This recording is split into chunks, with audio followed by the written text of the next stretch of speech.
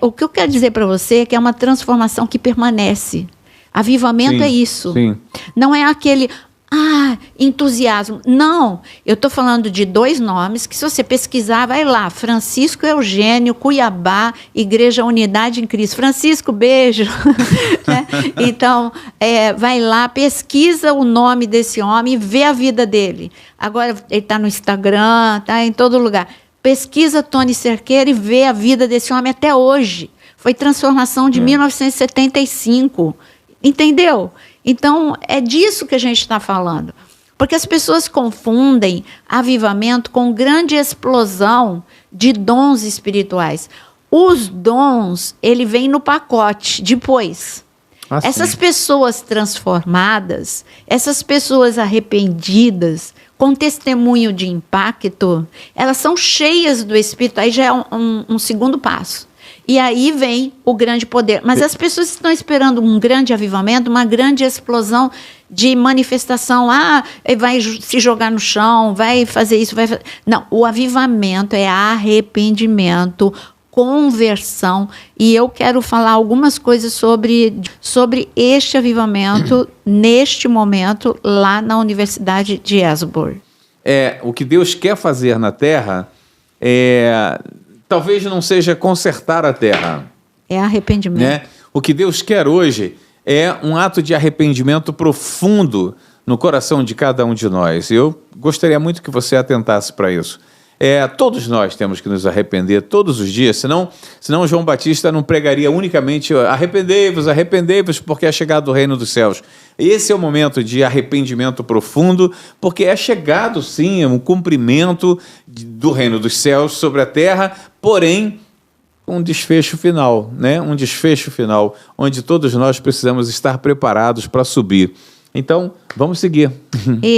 Uma coisa que marca todo avivamento, a gente presta atenção nisso, o avivamento dos anos 70, o que o Jonas acabou de citar dos anos 80, o que marca em cada um desses lugares é um arrependimento tão profundo, com uma mudança tão radical, que é o fruto de confessar pecados e se sentir constrangido. Eu vou contar o que nós acabamos de ver aqui a caminho. O presidente da universidade, a mesma que hoje está debaixo de um impacto da presença de Deus, de Asbury, este presidente, ele conta num testemunho dele aqui, que ele não estava na universidade. Resumindo bastante tudo que ele contou, é que quando o reitor telefonou para ele falando que ele tinha um problema. Qual é o problema? O culto da manhã não acabou ainda.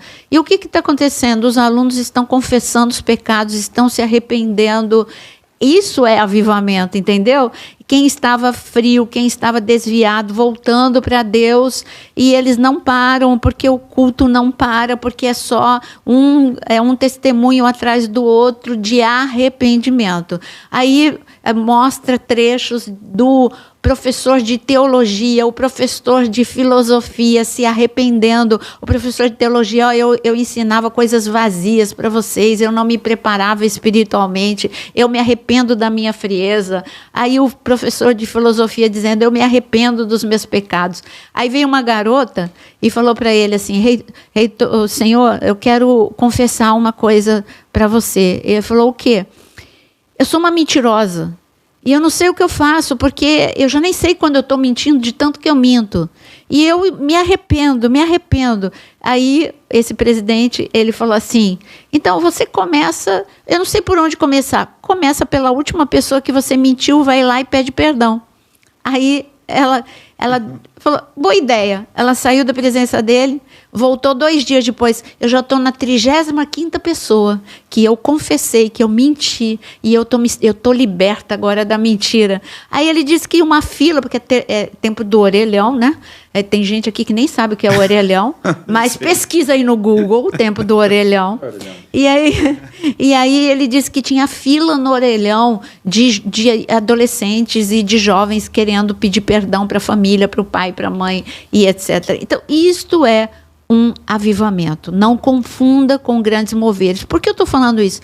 Porque nos anos 90 entrou um pseudo-avivamento. Por que eu digo pseudo-avivamento? Com abuso de coisas que dizia que era o Espírito Santo de Deus e que, na verdade, começou no Espírito, terminou na carne. Aí eu vou ser polêmica agora. E veio um monte de mover, alguns genuínos e muitos não genuínos.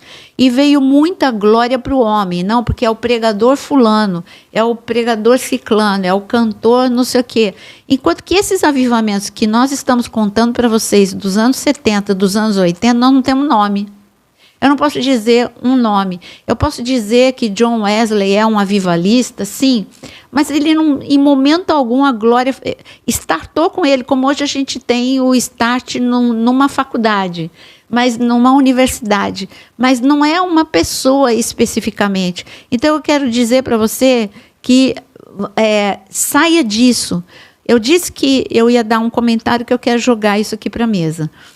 O que eu tenho visto lá na universidade agora, em 2023, um mover que começou a semana passada, começou como começou nos anos 70, com estudantes, e os estudantes ali falando seus testemunhos. Só que as pessoas podem estragar esse mover.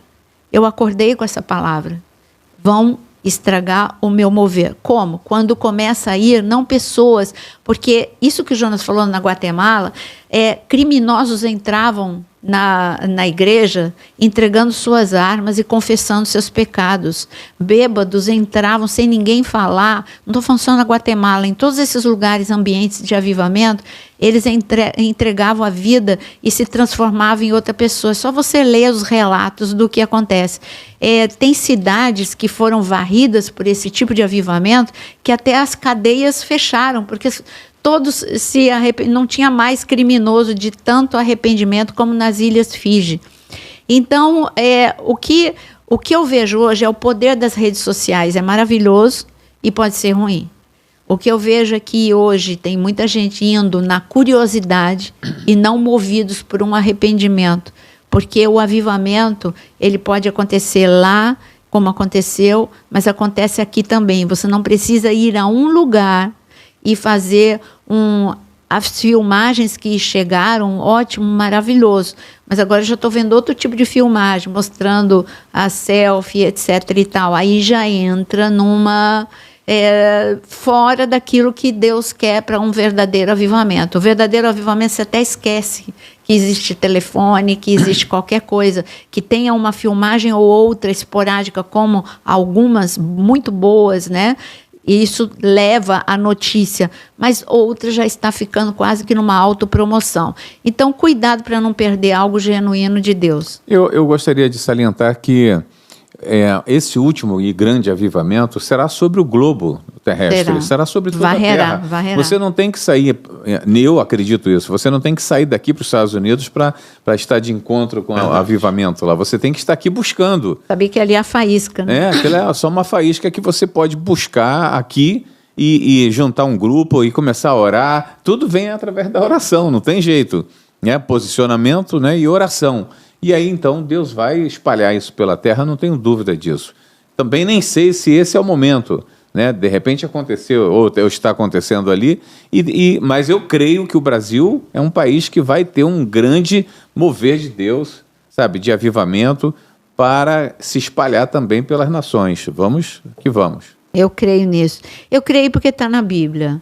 Então, vamos falar um pouquinho de avivamento na Bíblia, né? É exatamente isso que o Jonas falou. O avivamento ele começa com uma faísca e incendeia os quatro cantos, incendeia a nação. Um grande avivamento, né? Pouca gente menciona como avivamento, mas foi quando os discípulos receberam o Espírito Santo pela primeira vez. Foi tão grande, tão grande, tão grande, que todos eles saíram dali pregando o evangelho, curando vidas, libertando e evangelizando muito, né? Muita gente se converteu naquela ocasião ali. Foi uma porção do Espírito Santo muito forte que desceu, porque encontrou um grupo preparado, né? Em oração. Em oração. Em oração. Mas o que Pedro fez? Quando Pedro pregou uma grande pregação? Não. Ele leu Joel. Ele falou de Joel. Aí quando ele só citou, é isso aqui que vai acontecer, ele citou Joel, veio um grande o quê? Arrependimento. 3.000 pessoas se arrependeram. 3.000 pessoas se arrependeram de uma forma tão profunda que no mesmo dia quiseram ser batizadas. Aí quando a gente vai lá para Israel, a gente fica, gente, aonde que deu para batizar 3.000 pessoas? Nós estamos falando de Jerusalém, não estamos falando de Jordão. Jordão entre as 3.000 ao mesmo tempo e tudo bem. Mar da Galileia entre as 3.000 ao mesmo tempo. Nós estamos falando de Jerusalém. Aí a gente sabe que ali tinha as mikvot, mas não era suficiente, que eram os tanques de purificação no templo, mas a gente também tinha ali o tanque de Siloé. Aí é imaginação, porque a gente tem que ficar procurando onde é que tinha água em Jerusalém para 3.000 pessoas de uma forma coletiva se batizarem.